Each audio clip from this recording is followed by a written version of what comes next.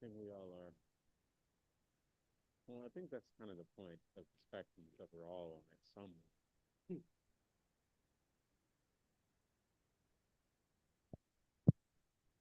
All right. Hello, everyone, and welcome to another installment of Mumbo Jumbo Community Conversations. My name is Chinyelu Africa, and I will be one of our conversation facilitators for today as we continue our discussion on The Knowledge Illusion by Stephen Sloman and Philip Fernbach.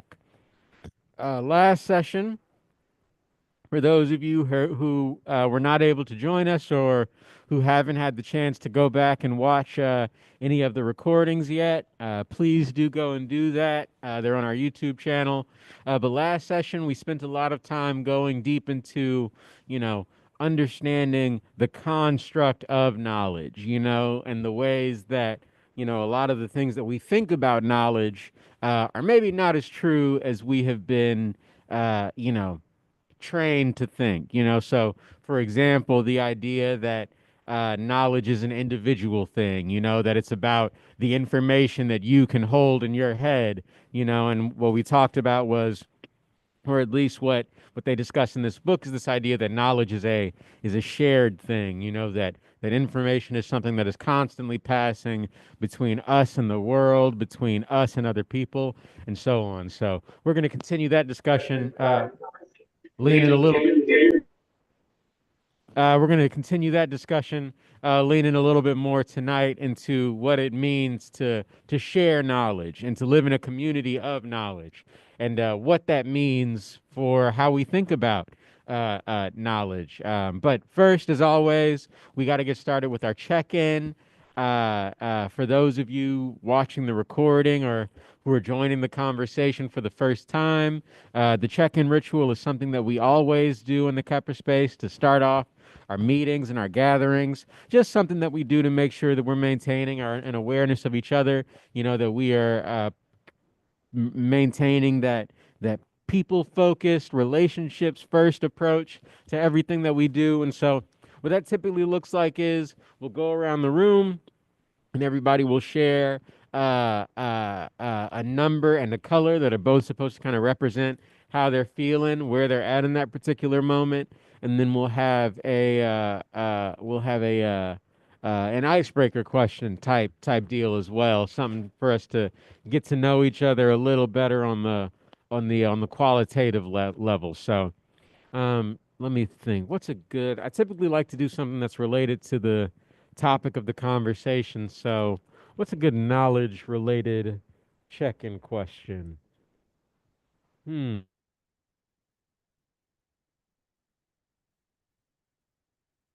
Question. Knowledge related. No, it's all good. Maybe we could do like let's do what's a time when maybe just like name a recent time when you had to sort of uh, share knowledge with other people to get something done. How about that? Who wants to start us off? Hey everybody, J. Rue here. Today I'm feeling like a red and black 10. 10. Sorry, it's like hard. I have some headphones in to listen in. I'm also Kepper Tech. So, yeah, red 10. I think the most recent example I can think of is we've been creating new spaces on the Alchemy Plus platform, which is our online learning platform, that I think will be pretty pertinent to the conversation we're going to have today, just around like collective knowledge. And I've been putting together a bunch of resources for like organizing and understanding the history of political organizing and grassroots movements.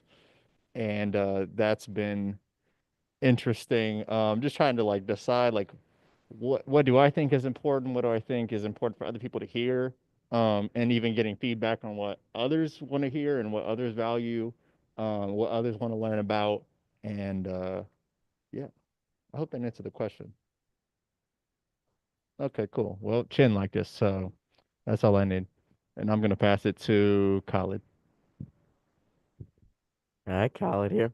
My color for today, uh, I'd have to say a good green. My number, my number is 8.5. Um, and what was it? What's the time when you had to share knowledge to get something done? Um, hmm. hmm. Uh,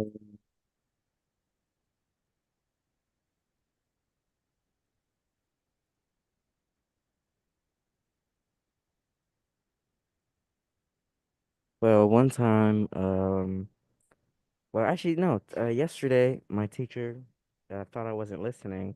We're learning about lead. My teacher thought I wasn't listening, and he said, "Name two things that you learned from it," and I named five. So, he didn't ask me any more questions after that. um, but What yeah. was that? Uh, shit. Okay.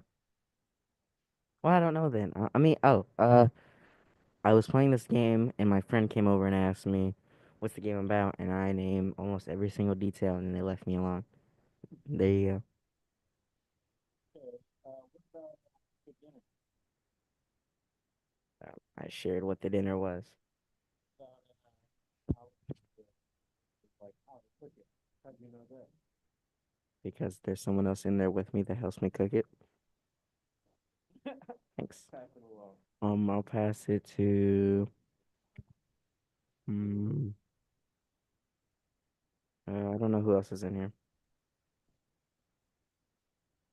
Oh, hey, Mr. John.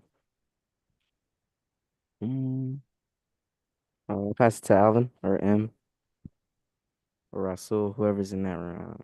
Hello, how's it going, y'all? Yeah, it's Hey, okay. Good to see y'all. Alvin here, feeling like an eight turquoise, and every day I am talking to M and others about how to understand people, what they're thinking, and working through people problems. Then I'll pass it to M. Interesting. Uh, my color, I'm gonna go with the red and black also. In the spirit of Papa Legba. Uh, and my number is gonna be 9. And in the spirit of the knowledge illusion, there is no other. So Only the one. there's just one. And so my engagement with quote unquote others is an engagement myself. So which I do every day. Not always in a way that I actually enjoy, but embrace the opportunity to include um, others, quote unquote, in my understanding, even if it's recalcitrant. Well, thanks for sharing, buddy.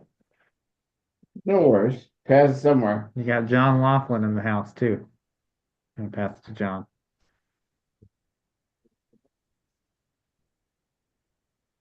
John Laughlin's in the abode. go ahead and check in.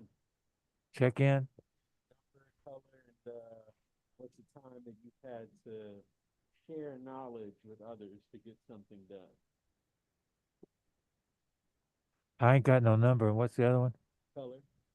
I like all colors, man. I'm an artist. I mean, I can't think of a color I don't like that I haven't used that I said, I'm Go not ahead. going to paint with this color. I I mean, don't you Is like this it. John Laughlin?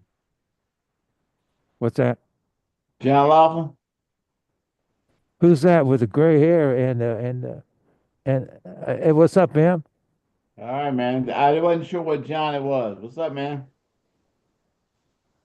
I didn't recognize it. Hey, man, try to educate these youngsters, okay?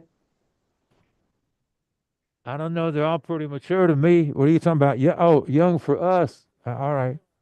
Good luck to you. Mhm. uh, my color, my number, what was the third one? my number, my color, and I'm trying, man. I want to know where all the women are. That's what I want to know, man. It's if you when was the last time you had to collaborate with somebody to like do something or like understand something? Today I was working with uh uh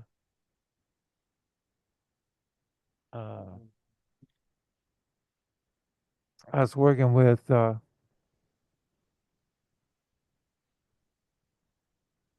think can't think of her name, man. Yes, I will. It'll come to me, man. I'm getting old. You understand what I'm saying? So man, I can't think of anything. My mind's a blank. I feel like an artist with That's okay. We forgive you. thank you.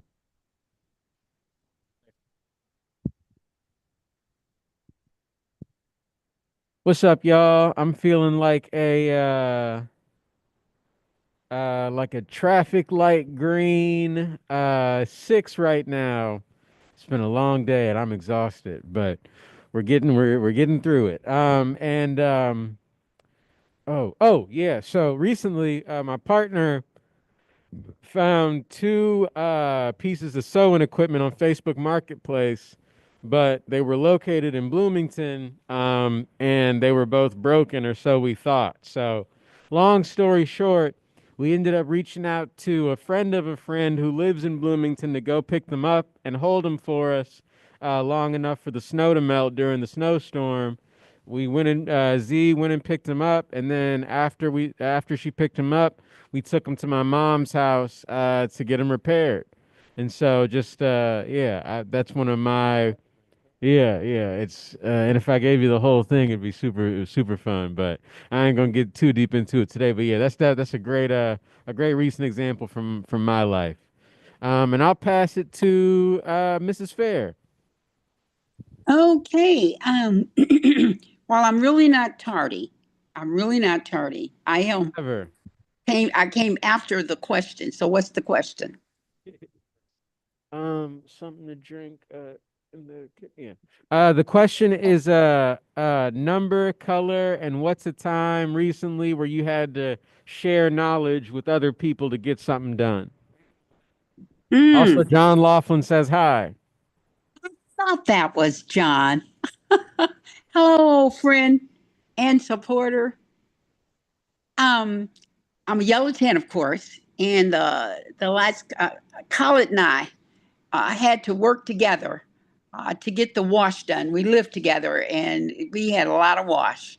And so Khaled and I worked together and got the clothes all sorted, and I washed them and got them dried, and he brought them upstairs because I couldn't get up the steps with those baskets. But he's strong, and he could get up from the basement to the first floor and all the way up to the second floor with one fell swoop. So, He and I'll survived. pass. Pardon? Did he survive He's almost as strong as me. it? And I'll pass it to Colin. Khaled already went, but I don't think Cassandra has. Oh, okay. Hey, Cassandra, how you doing? I'm doing pretty good now. Excuse me, still recovering from the flu. It's going around where I'm at. So um yeah, I'm just still kind of recovering from that. So I'm about like a 6, like a gray 6 right now. Like just I'm here, I'm present, but like I'm a little under the weather right now. Let Get me well see. soon. Thank you. I'm hoping because yeah, like it's been rough lately. Uh, but the time that I've shared knowledge, I did it with through action, and I'm a part of a group, and we are a group of alternative Black women who are trying to bring. We share events, other events that are all related, and especially Black alt related. Um, and we also try to throw our own events as well, and we're trying to do a documentary. So, um, trying to get them to, because a lot of them haven't been a part of a group like this, showing them how to like be consistent and show up by showing up myself, checking in with them, um, basically like kind of like how y'all do it, Kepper. Like I try to like do it that way because I feel like y'all do it in a way that like it brings people back. So I'm like, okay, well, maybe I could try to, just check in with them, share some topics with them, and it's been working. We have been, I guess, doing this for about almost 2 years now. So yeah, so it works. I feel like your guys' method is a pretty powerful method, and it works. Um, um, so I've been kind of like borrowing, if you so to speak. Sharing. Sharing, yeah, exactly. Please pass it on. We're gonna talk all about that tonight. Let's see. Has everyone already went? I haven't seen. I don't, is that is it pronounced Zolani? Oh yeah, Zelani Zulu. I think yeah, I see her name right here. Has she gone? I Or don't have they think gone? so. Oh, they just left. It said Oh, all right. probably connection issues. All right, cool. Well, I think that's everybody for We now. have So, John. Is that John Laughlin or some other John? John, is that you? Is that you? Are you that John in the Zoom chat? Is that another John? Is that a different John? Yeah. Okay. Cool. Well, great. Please check in Uh, with us if you're here. oh, different John. Fantastic. Would you, right? When we saw the first John, when we saw you, John, I was like, oh, it must be John Laughlin. No, it's a different John. Would you like to check in with us, John? Uh, I can try, but I'm having a little trouble following the discussion. I don't really have a number. I mean, seven and turquoise, and haven't had any interactions recently. I'm kind of homebound, but that's about it. No problem. Thanks for Wonderful. joining. Thank you, John. Is this your first time joining a Mumbo Jumbo? Yeah, I think so. How'd you find out about the conversation tonight? Get the KPRO newsletter. Okay. Word. How'd you find out about our organization? Man, I don't remember. It's been a long time ago.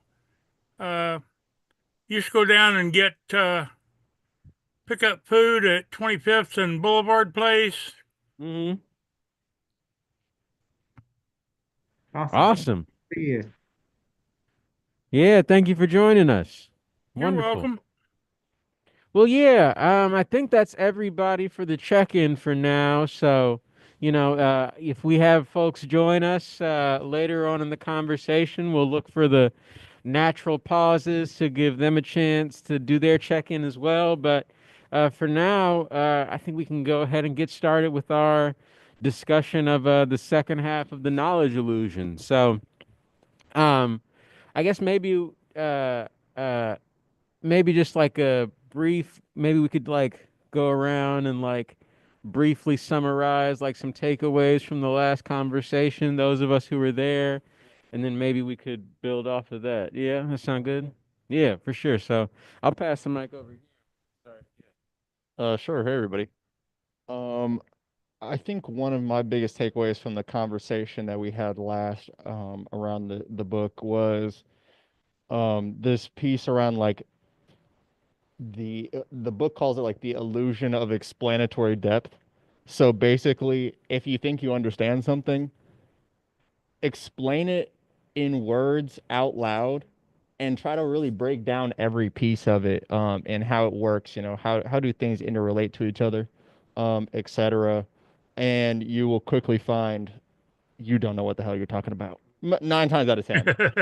Like, oh, I think we used last time, Khalid, how does a toilet work?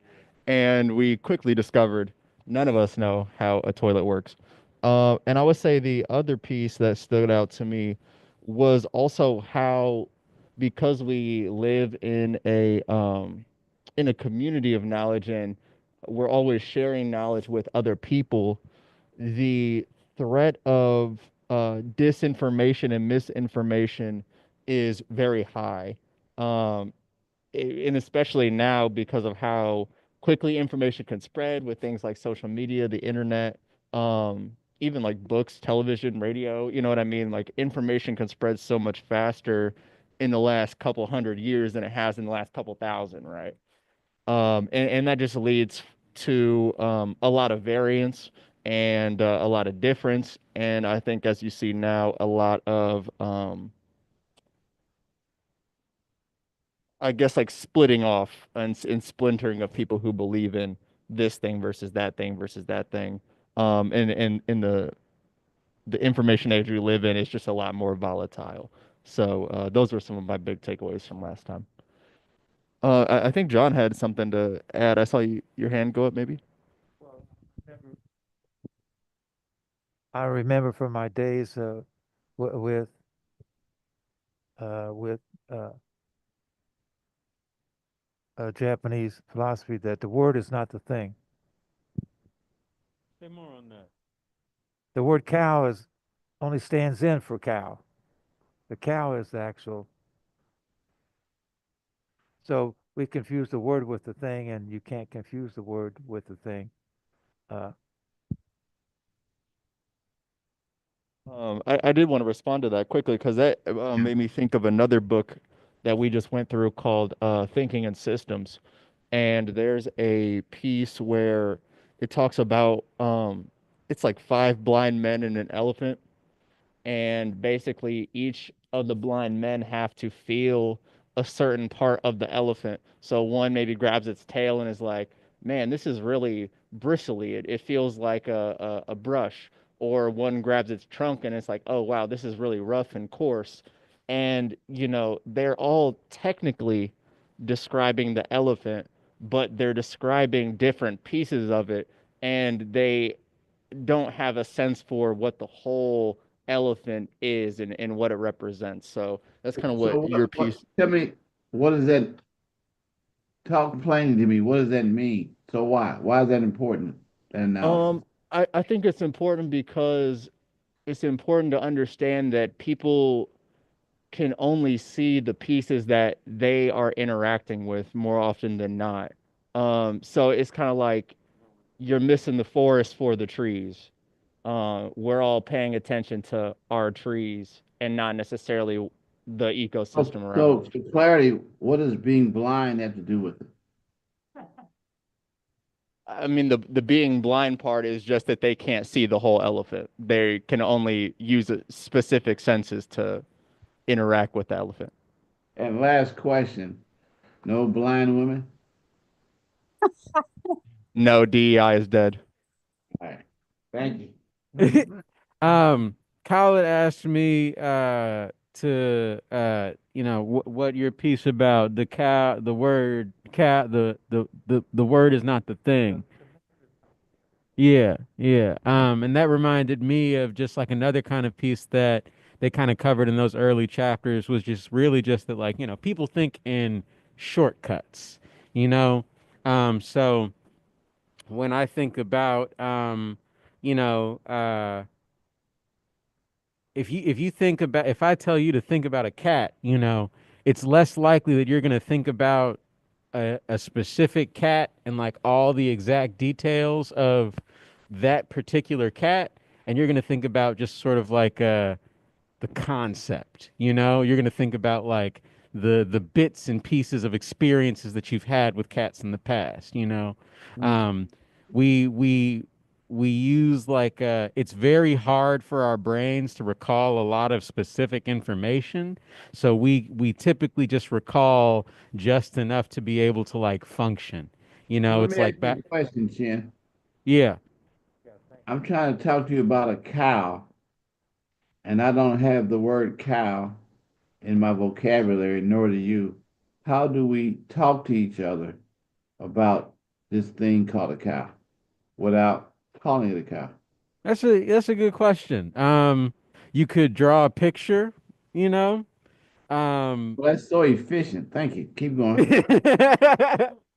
assuming that like we speak this close to a same language, you could like describe it. You know, you I'm could be like it saying has. I'm saying that language was created to allow us to communicate with each other. I could be wrong. Push back in a way that allows us to talk to each other about things that don't have names on them. For Yeah. example, my grandson came over Friday and he's got this particular book that he loves for Pombana to read. Cars on the Go. We read that thing about 4 times, and the whole time he's going, Cars on the Go, Cars on the Go. So I think as we critique language and its role, can we also critique it through what value does it have and is it important? Kind of Yeah. reminds me of and this is from from Sounds True, or not Sounds True, from Mother Night, where she tries to describe what is wisdom. And it came to her in a dream, the author, that wisdom is what works. Mm. Mm. Language works.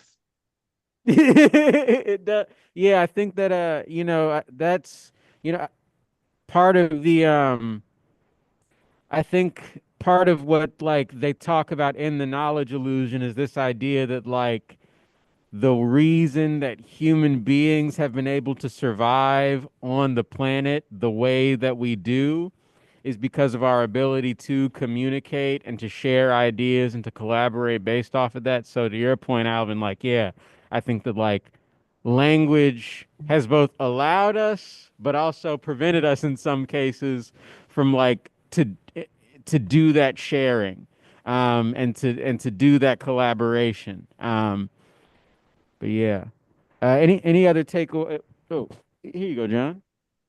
First Smagocrats. How eloquent. Kyla, did you want to share any reflections from the first session? That's not a question.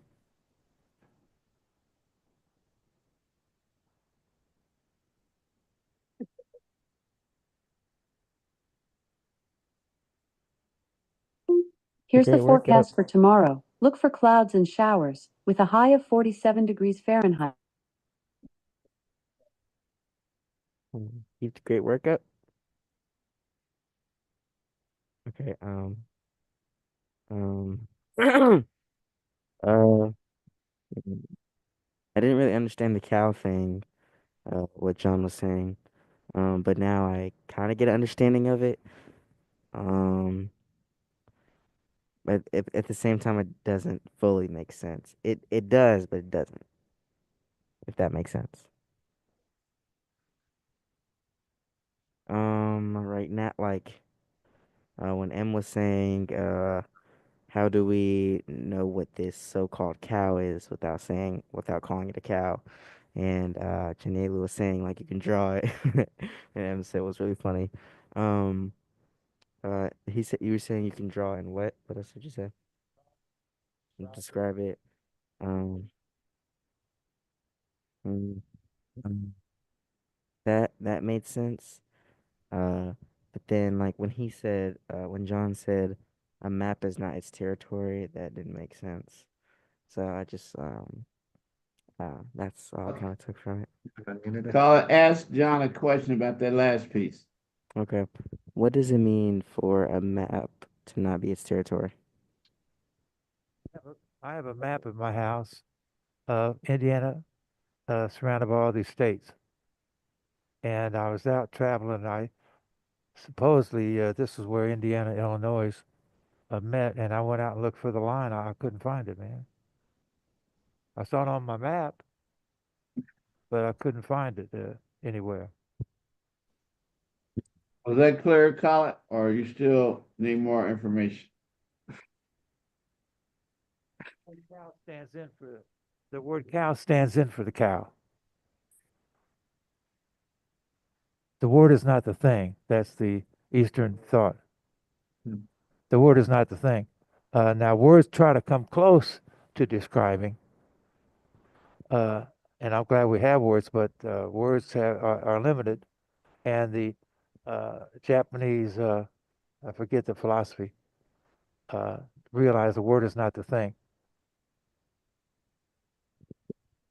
I think Colin, are another. you clear?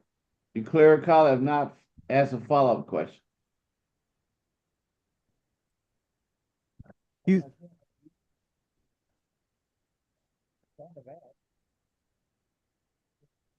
Okay.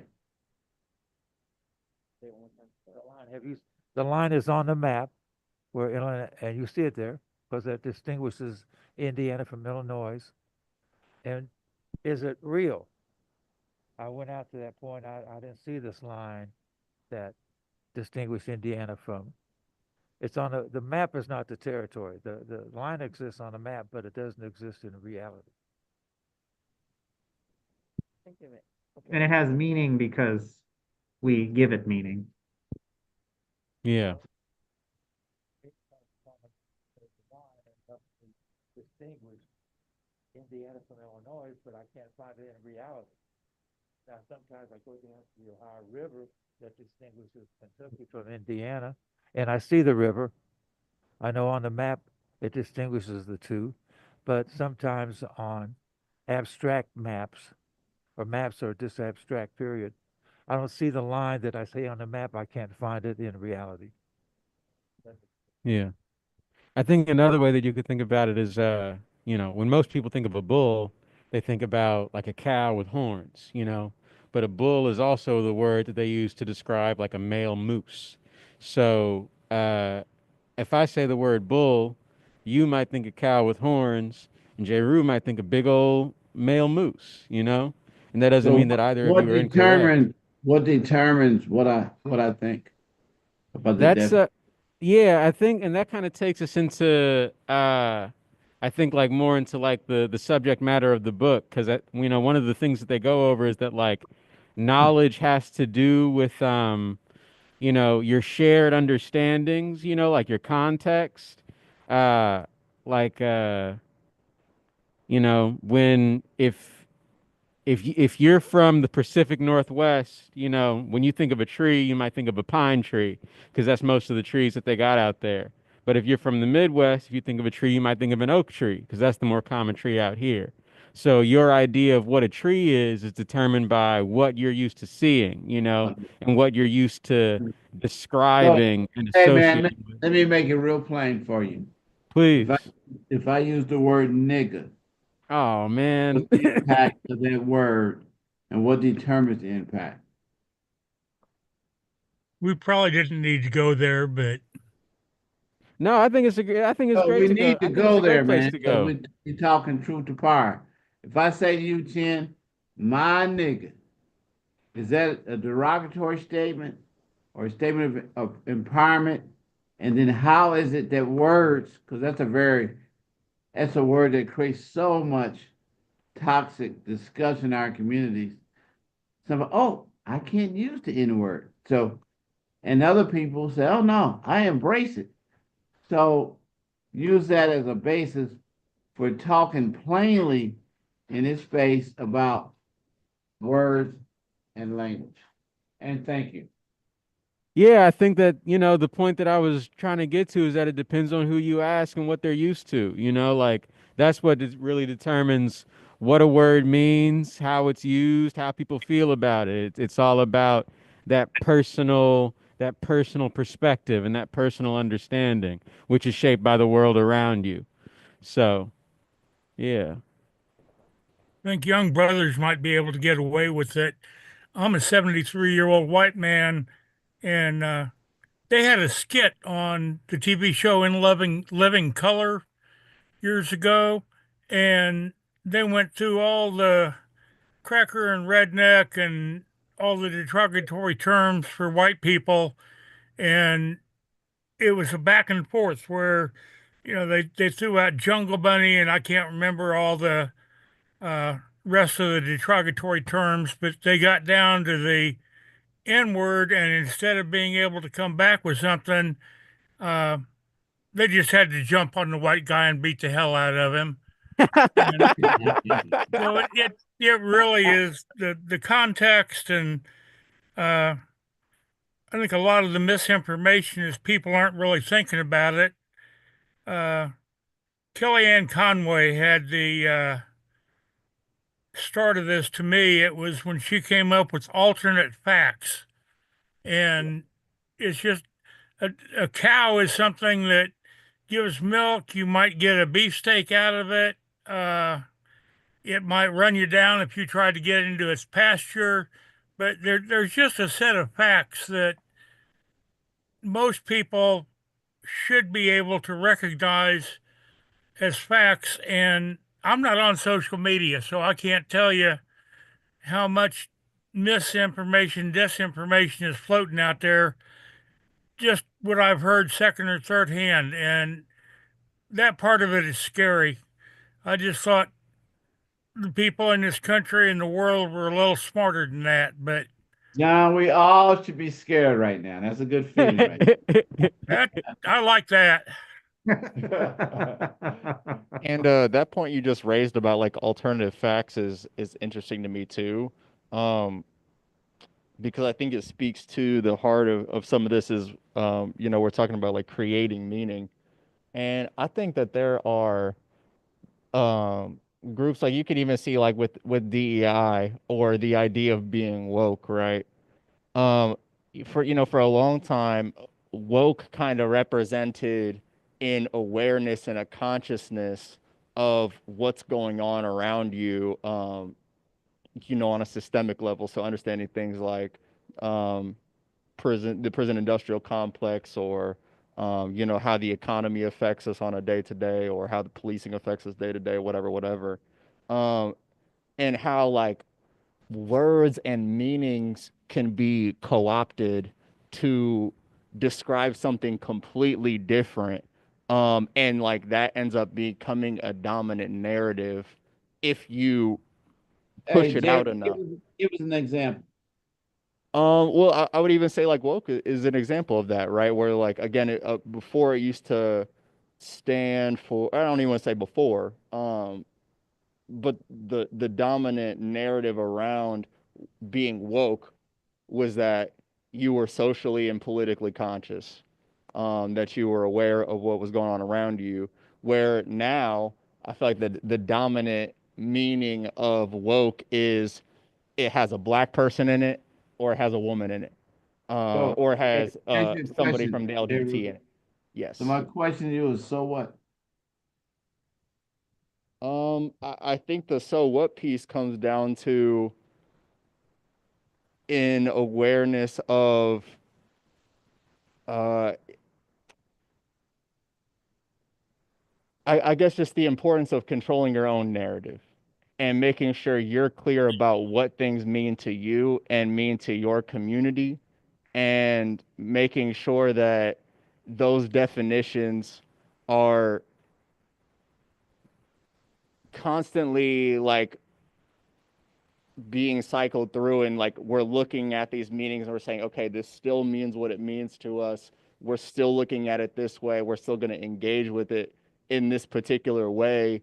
Um, so we don't start to lose the core of the culture we're trying to build. I hope that made sense. I would also add that, like, the differences in like understandings, like one group has this definition for this word, whereas this group has a different definition of the same word, that stuff, kind of like Jay Rue said, like controlling your own narrative, making sure that you understand what it means within your community. Like, knowledge determines the boundaries between communities sometimes. And that determines whether or not communities are going to be in conflict with each other, or if they're going to be able to collaborate with each other. And I think like what we're seeing right now is that like there are so many different definitions, so many different understandings of the truth and what the truth is, that we're seeing just a lot of division and a lot of people who, you know, and this is also a part of that worldview. I think is well, it's symptomatic of the worldview, but it's like people aren't looking at these differences as things that can be collaborated through. They're things that have to be in conflict with each other, and that is like a shared understanding that is I think is causing a lot of people to butt heads unnecessarily. Everybody knows that, and certain people know this, and that's what they're doing. It, and it's all doing it over words. It's all over words. Yeah. And what other piece I would say, and I definitely want to hear from folks on Zoom too. Uh, but one last piece I would say to that is also taking into consideration the psychological damage that can and has occurred in community due to the information that people receive, because I don't know if the book speaks to this specifically, uh, but there's a piece too where like humans will attach themselves to the first piece of information they hear. So, like, if you're in speech and debate, one of the first things you learn is you got to put your point out there, and you got to put your point out there strong, and you got to put your point out there first. Because if you put your point out there first, that anchors people's understanding of the topic, even if you're like way off base, even if it's something that goes against what people commonly understand. You They, believe they, that? huh? You believe that? Yeah, I do. I Okay. definitely believe that. I And don't. I think you can see that in plenty of places. You know what I mean? Where you look at narratives around, I don't know. I could say something like, um, Have you heard the story of the turtle and the rabbit? indeed, Okay. So it ain't always who jumps out there first.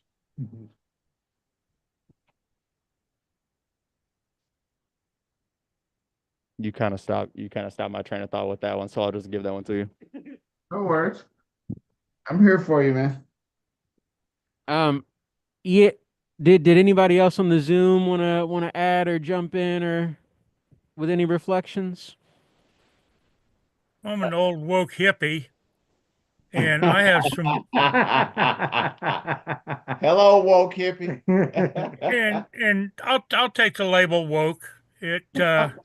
I know what it means, and I agree with the discussion that was going on about it. But my nephew is a strong MAGA nut, and we have some awfully interesting discussions. He'll bring up stuff, and I'll say, "Well, just Google it," and he does, and he said, "Well, damn, I didn't realize that," and he gets too much stuff off social media, I'm afraid. But it's just if you pin some of this MAGA stuff down, uh, and let him look for something that's not coming off of Fox News, or I don't know what the websites are, but they're Google is pretty good with the spread of information it gets, and I've knocked 3 or 4 of his theories out of the water, and I don't think I've really changed much of his outlook, but it's fun discussing it. Yeah. Thank you for sharing.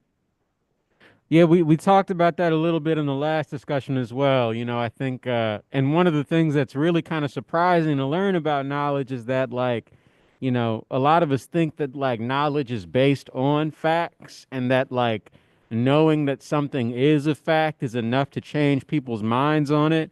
But a lot of the time it has a lot more to do with like, first of all, if you present it as a fact, will they believe you?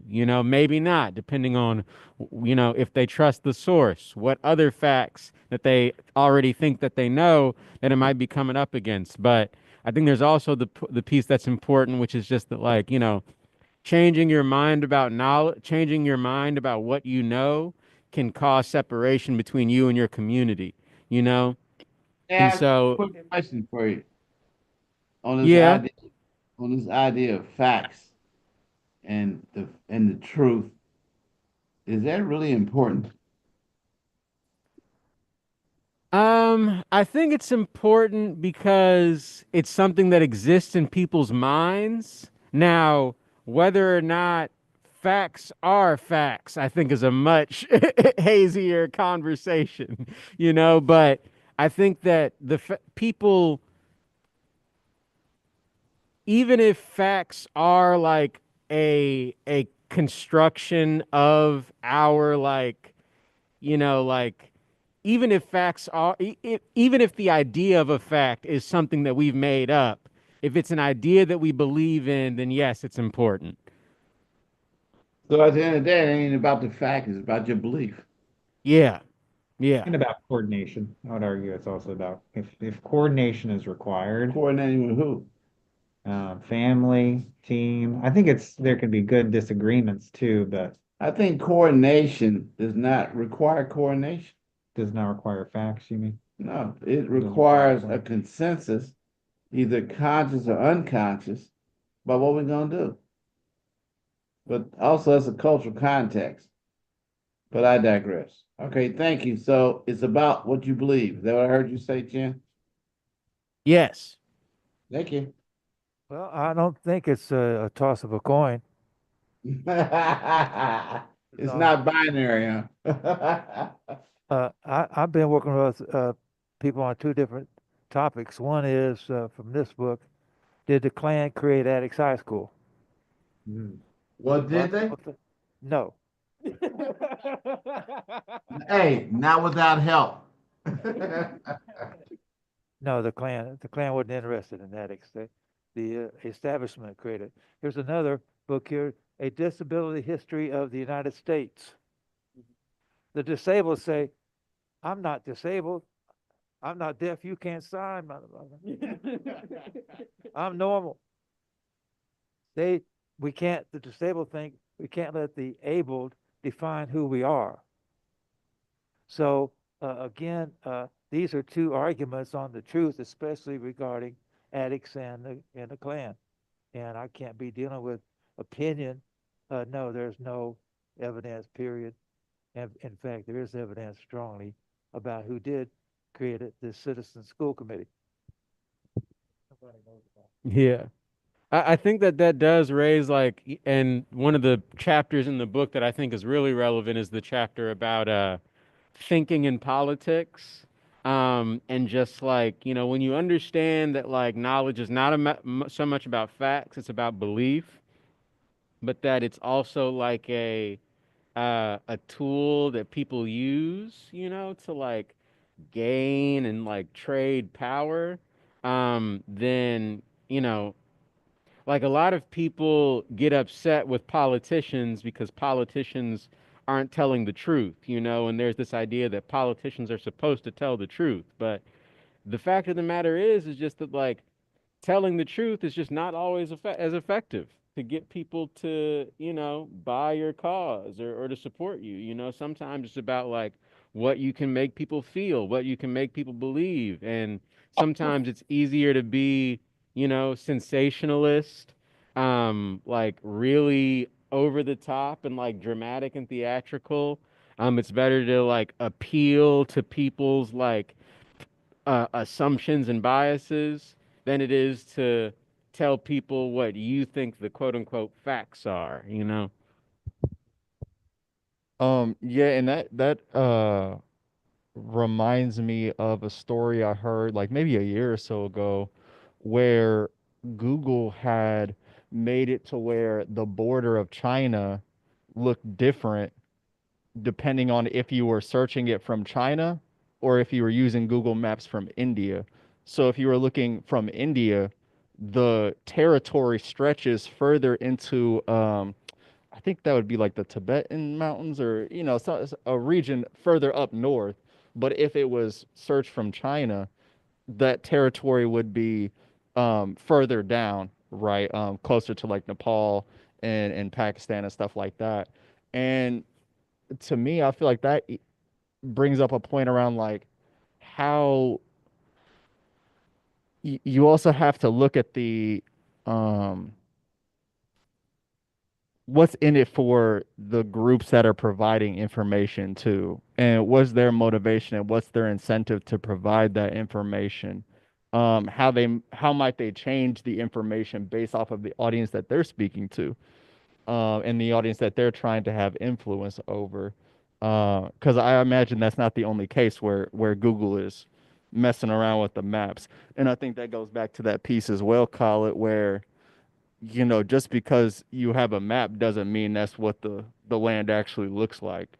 Um, those are things that are decided by people, and it's all man-made. So It just lets us communicate the concept of Indiana versus Illinois versus Ohio. And no, it's not real in the sense that you can go see this big fat black line down between the states, but it lets us communicate. And there was an earlier comment about knowledge and politics, and that's an oxymoron. I know that's right. The Uh, there was an I think it was Winston Churchill, some English statesman, and he said you have to be a politician in order to become a statesman. And that's kind of a sad but true overlying concept of politics. If you tell the truth, you're probably not going to get elected because you'll have at least a few people that are just so angry with what you said, you're doomed. Uh, yeah. so yeah, you're right. You have to appeal to their emotions and their feelings about different things. And then once you get in, we hope that you actually become a statesman. Yeah. Yeah. I think that one of the other things that they talked about in that political chapter is just that, like, a lot of trap that especially people in politics fall into is this idea that, like, knowledge is like singular, it's isolated, and the smarter you are individually, the better you are for the job. And I think that what a lot of people in all like realms of leadership miss is that, like, intelligence is less about like how much you know, and it's about how well you can access other resources of knowledge. So people really being like the number one, I'd say. And so, yeah, I think a lot of leaders are lacking because they try to rely on just whatever they think they have in their head, and they don't try to, they don't, they, knowledge is not a communal process for them. Um, but I thought I saw Cassandra. I thought I saw you come off mute a few minutes ago. Did you have something that you wanted to add? Sure. I just wanted to make sure everyone kind of went because I feel like I do jump in there quite a bit sometimes. But I thought it was interesting, especially with the N word, because I've noticed it's that, especially with that word, it's all about, or I wouldn't say it's all about, but to me, I noticed perspective, like, and I also noticed it's it's more so about tone, especially in the Black community when we say things, um, how that person is saying the N word, um, and usually when white person is saying it, they add a er. You hear that er at the end, that's um it's triggering because you know what that means. They don't mean it in a brotherly type of way, or nor in a kind way, But when you hear it said by a Black person with the a at the end, and you hear a certain a tone, a playful tone, then you know that that person is referring to you in a certain way too. So I feel like it's definitely yeah, it's definitely about perspective and what our take on the world is, because and especially with a lot of different political things, it's about perspective. I could talk to a person till I'm blue in the face about facts, just spitting straight up facts. But if that person isn't willing to do their own research and try to apply it to their life in some type of way, it's not going to go anywhere. If it is, it's not going to change their perspective if it doesn't um actually pertain to their life in some type of way. Yeah. Um, because I've noticed that what I've noticed is that certain people um they don't really go out of their way to find different experiences. They've been they what they do is they use the internalized things that they know, and if that doesn't, and if the things that you're talking about doesn't fit well with that, even if it is a fact, um, they disregard it. I feel like this is how the person who is running the country now has been able to get reelected because he knows what they want to hear. He knows that they're a very emotional people. They're not a very intelligent people. Not trying to offend anybody, but they're a lot of them are.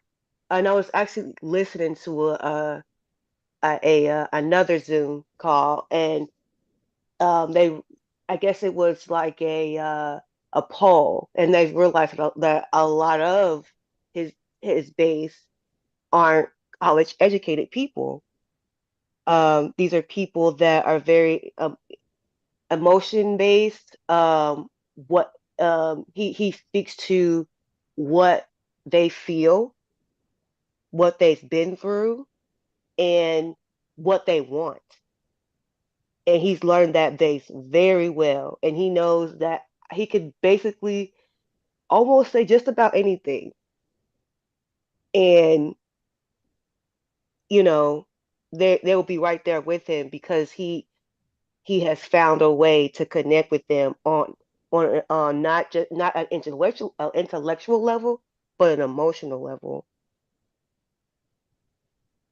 So that's, I don't know, that's what I'm learning. Like, just like some people's our perspectives are so powerful. A lot of our perspective are, and a lot of us really don't use in like intelligence or our facts to guide what we think. We basically just we're mostly based on emotion and what we've previously been taught, and it's and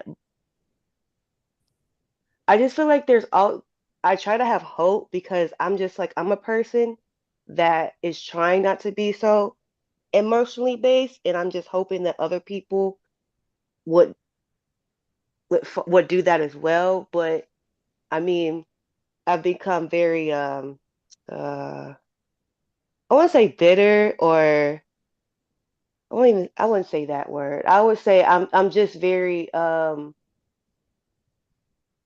I just don't think that people are willing. I'll say that. I don't think people are willing to do that, to change their perspective on an intellectual level because they want to stay in this bubble of their own emotions, perspectives, and beliefs.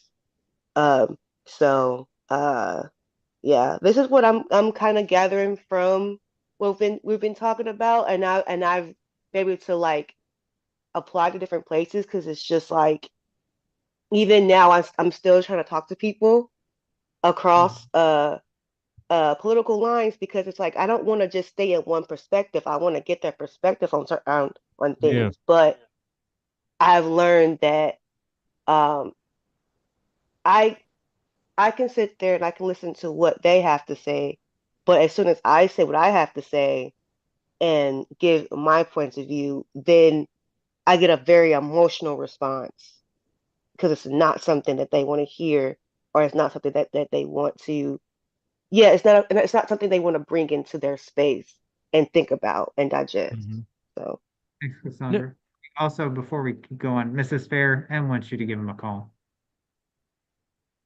yeah, Um, Cassandra, I think that that's a really like relevant observation for a few reasons. So thank you for speaking to that. I think that one of the things that it made me think about is like, you know, I think that what the knowledge illusion is trying to argue is not that like, we all need to be like rational and intellectually minded people. Although, I definitely do think that it helps to be that sometimes.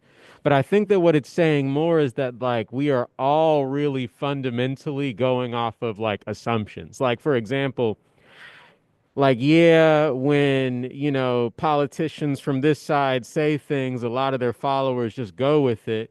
But if you look at the other side, I'll look at like from my personal example, if I'm reading an article that says that like a study shows that,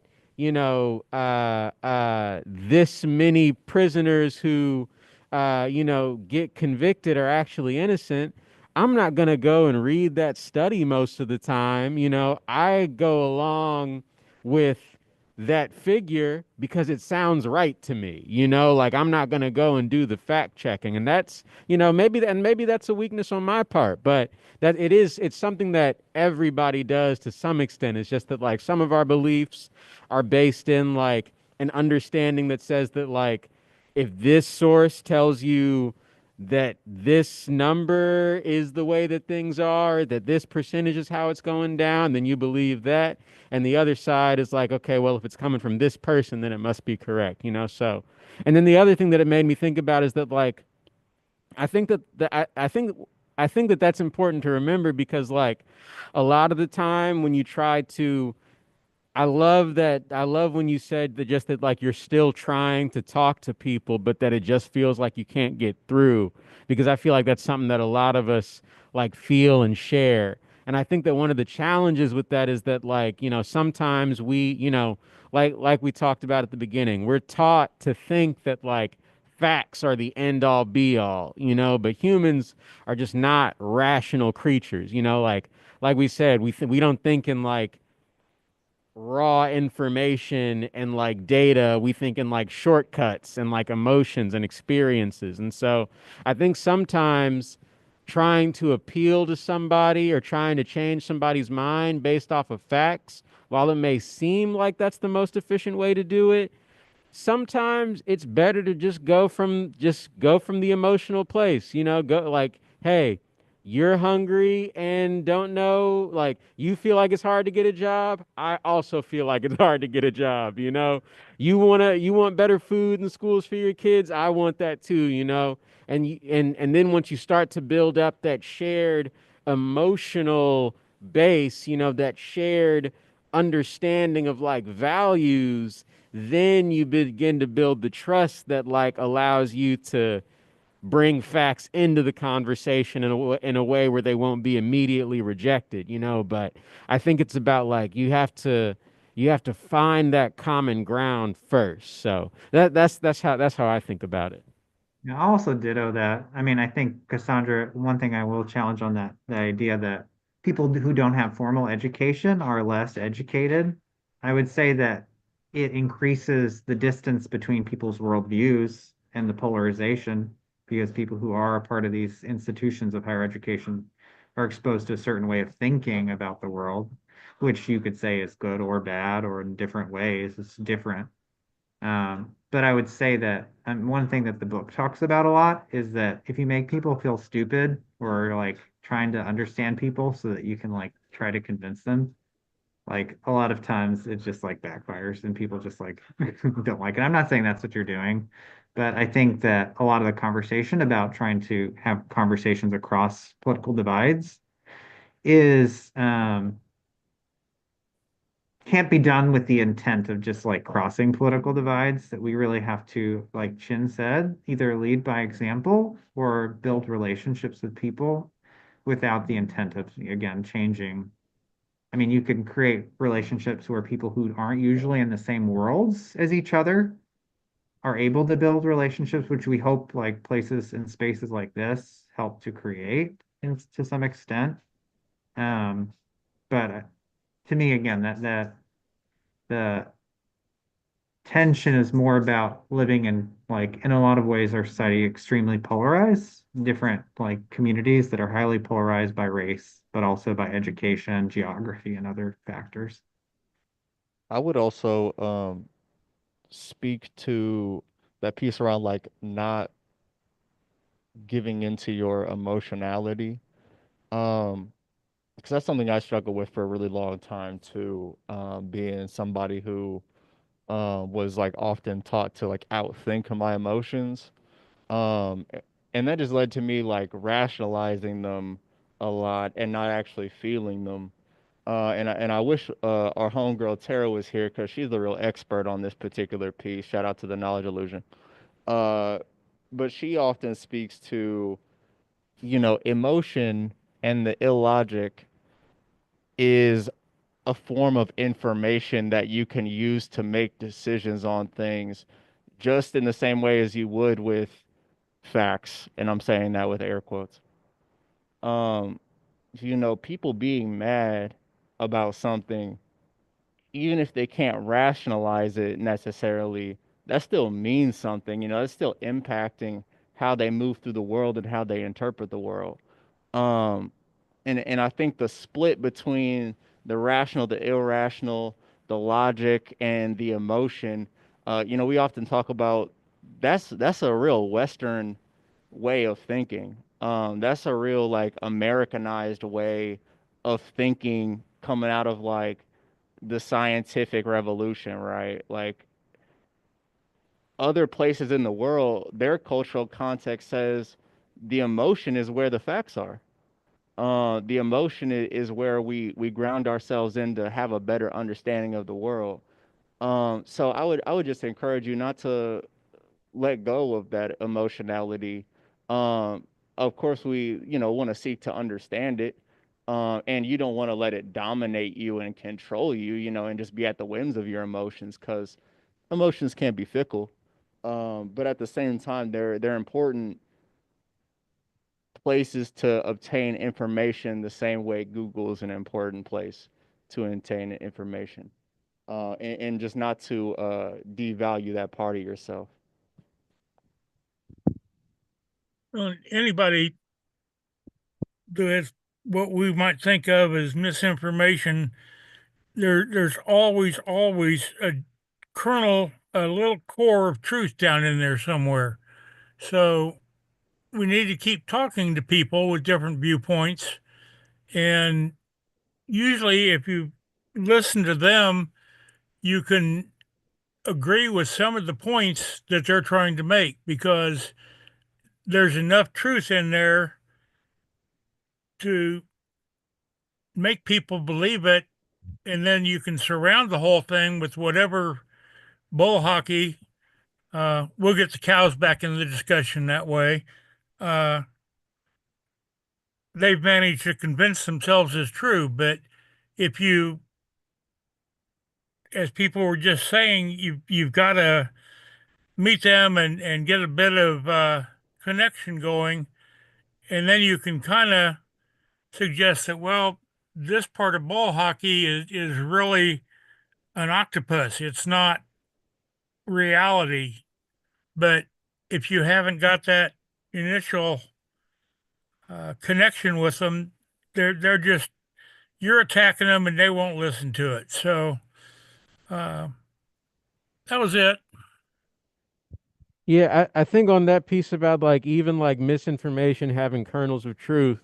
I was watching this video on YouTube, doing just talking a little bit about some like political analysis over the last like 10 years. And one of the uncomfortable things that the person who like made the video pointed out was that like as crazy as like some of the stuff that POTUS says is like there is unquestionably some truth to it. Like when he talks about the FBI being corrupt, the FBI may not be corrupt for the reasons that he says it's corrupt, but like they were watching, like they were watching Martin Luther King and all the other civil rights leaders, when he talks about like a group of powerful, wealthy people who don't care about the working man taking control of everything, like sure, he may be one of those people, but that is also still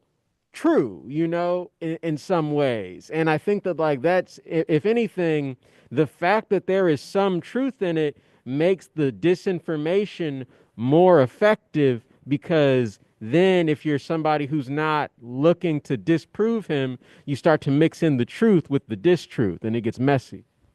That's why he's a con man. He's a great con man. Yeah, and yeah, like that's a good, like that's a classic like technique, but I think it's like that where people go wrong is like they try to just paint him as like, oh, everything he says, everything that comes out of his mouth is ridiculous. Everything that comes out of his mouth is incorrect. And we should definitely point at the things that are and remember that there are a lot of things that are, but when you write it all off, then you write off the things that are still true in there. But yeah, it's definitely and in some ways, we play into the trap that is being laid there, right? Um, by like letting him trick us into discrediting the truths, con us into ignoring those truths. So, but and then I think it's like because there's a whole other side that's like, oh no, maybe it is, maybe the FBI isn't corrupt, and maybe there are no rich and powerful people taking over the world, like and that's their truth. So, yeah, I don't know. I think when it really comes down to it, it's like it's less about how close any of us can get to the truth, as in like something that is like real outside of what humans think is real. And it really does just come down to like how effectively can you use the stories that you tell to get people to move a certain way, because I'll regardless add real of it, quick. yeah, go for it. I was just going to build off that and really say therein lies the opportunity. Yeah. Truth is not built through words followed by actions, but actions that we then describe with words. Mm, So truth that we create is meaningful because we've seen it in our relationships, in what we've experienced together. And just to be plain, like the idea that I feel like a lot of the opportunity of the moment is that the whole frame that we've been working from, the left and the right, conservative, liberal, or progressive, has been kind of in some way shattered. Like, okay, no, all those rules are out of the, throwing all those out. We're turning the whole thing over, basically. And the opportunity in that is that it also forces folks who would align more with what you might describe as progressive values or more community values about how do we create a more egalitarian world or that is respects people, human rights, things like that. It also forces us to say, okay, what are the actions that back up those things? It's easy to have high ideals yeah. without an idea of how do we actually live them in our lives.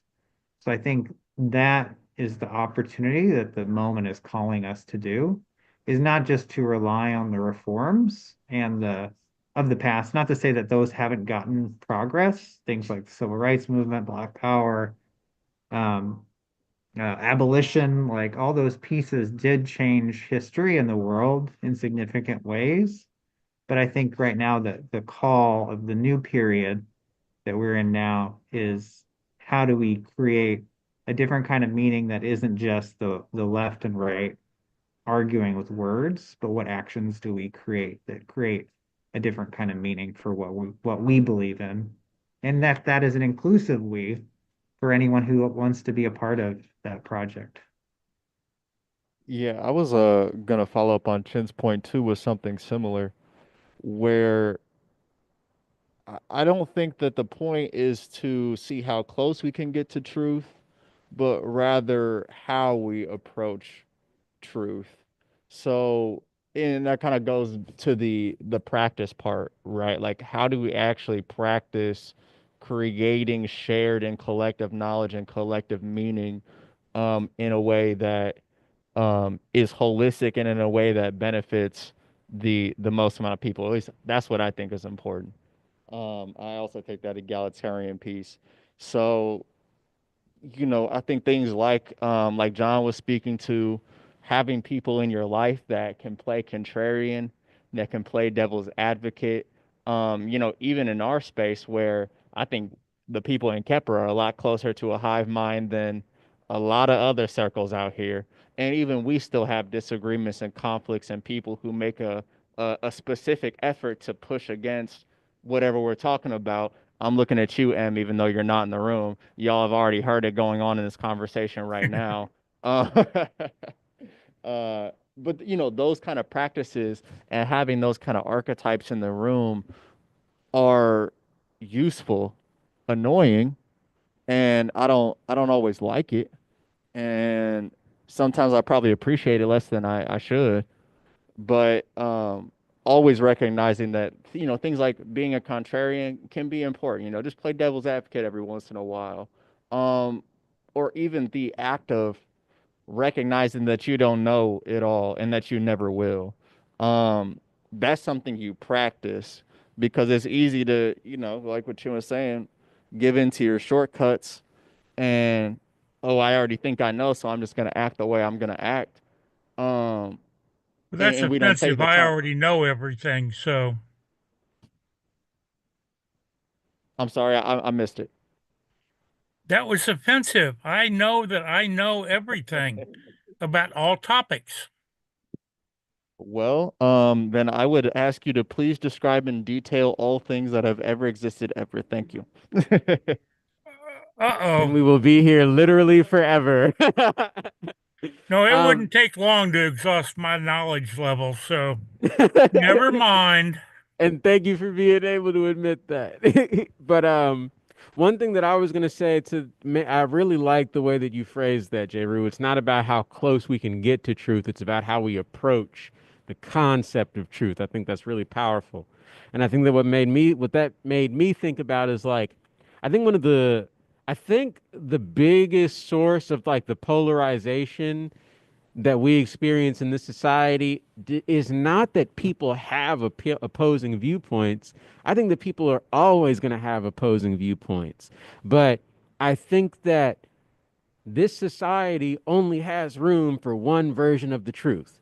It has room for one leader, one elected body, one constitution, one set of laws, and there's no room for anything else. So whenever we're battling over, okay, does this law get to come into being or not? Does this person get to be the president? Does this money get to go here or not? What we're battling over is the truth. We're battling over meaning. We're battling over an idea of what reality is that just some people are never going to be able to share.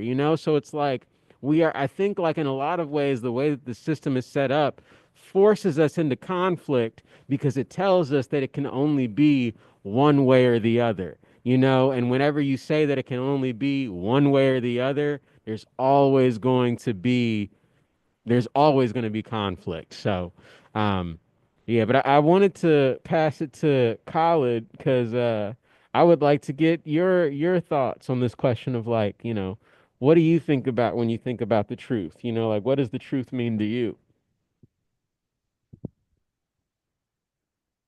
Well, the truth means the answer, obviously. Um, well, it can be the answer. Not everyone likes the truth. Truth be told, not everyone likes the truth. Uh, but I think the truth is the answer. Um,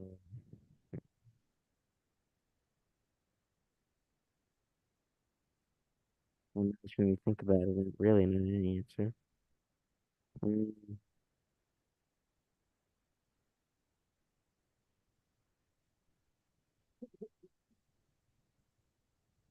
Mm, well, another universe is five, so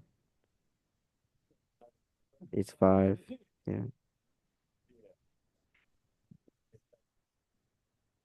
Hmm. I don't really know. I'm very I'm not gonna say that actually. Might get in trouble. This is very entertaining, and I just had a long day. But did I answer your question or no?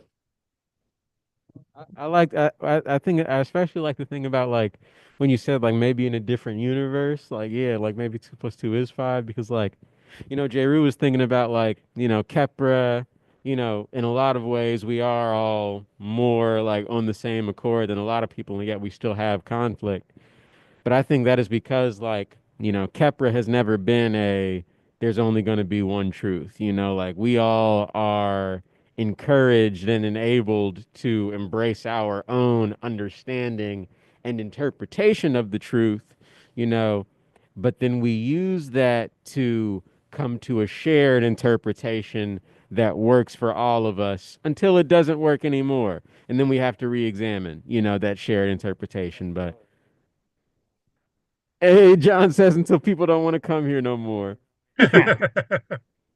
And sometimes it does get to that point. Yes, sometimes it does get to, and that's something else I think that like we have a hard time accepting in this culture in this society. We have a hard time accepting rejection and separation, and maybe our worldviews just are not compatible. Maybe we just shouldn't interact. Some people think that like, oh, our worldviews are incompatible. That means you should not exist. And that's just well, we see where it gets us. But I think that yeah, to J. Rue's point and to Khaled's point, I think that like every human being is kind of a different universe, because they all have a different understanding of the universe in them. And so yeah, maybe in the Chinyelu universe, two plus two is four. Maybe in the J. Universe, the Chinyelu universe and the J. Universe, two plus two is five. Maybe that could be the name of your Alchemy Plus space. Hey, I'll live in any of your individual universes over this one, but most of my life, compromise was not a dirty word. And oh, I'm trying to remember the Congress leader in the '90s. I had it on the tip of my tongue, and now it's gone. But it was he kind of started the my way or the highway um, nonsense. Yeah. The whole idea of Congress is you're supposed to compromise. You're not going to get everything you want all the time. You may sometimes, and sometimes, in fact, most of the time, you're going to have to compromise your principles and what you really like to go along to get along. And there's a limit to it. I mean, we're not going to go back to the Jim Crow days. We're still going to let women have the vote, whether that's right or wrong. You can laugh now. Uh, but on the vast, vast majority of all the topics that come up, we can compromise, and that's what we really have to get back to. Yeah, Uh, John, and I think our president, who I don't ever hardly say anything good about, uh, the art of the deal. Let's come up with a deal, and it's that deal that is helps people get past some things. Yeah. Yeah. And again, he's got a good point. I hate to admit it.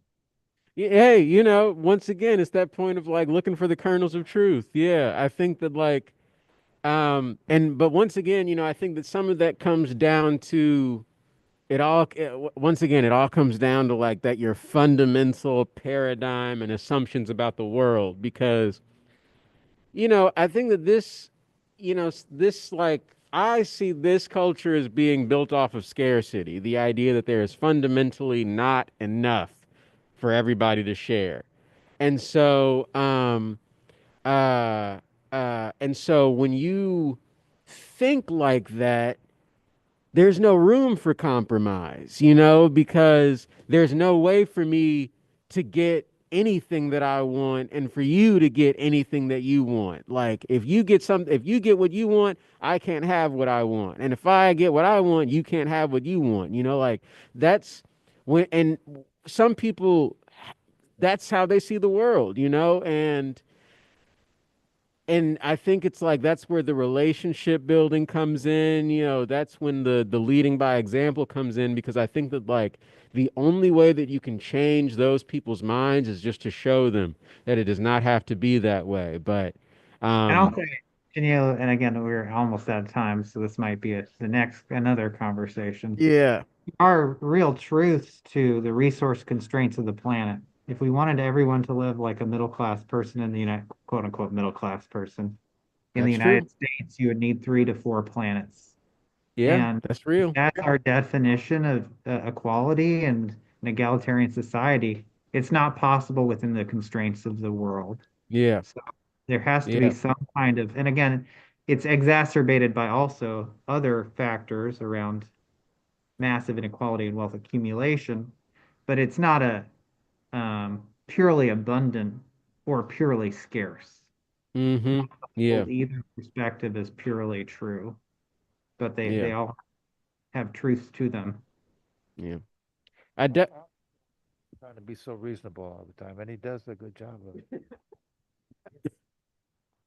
I definitely think that like you know, I think that like one of the fundamental challenges that human beings have to like get through this current period that we're in as a species is like, how do you build an ideology of like the world that has room for all these different versions of the truth?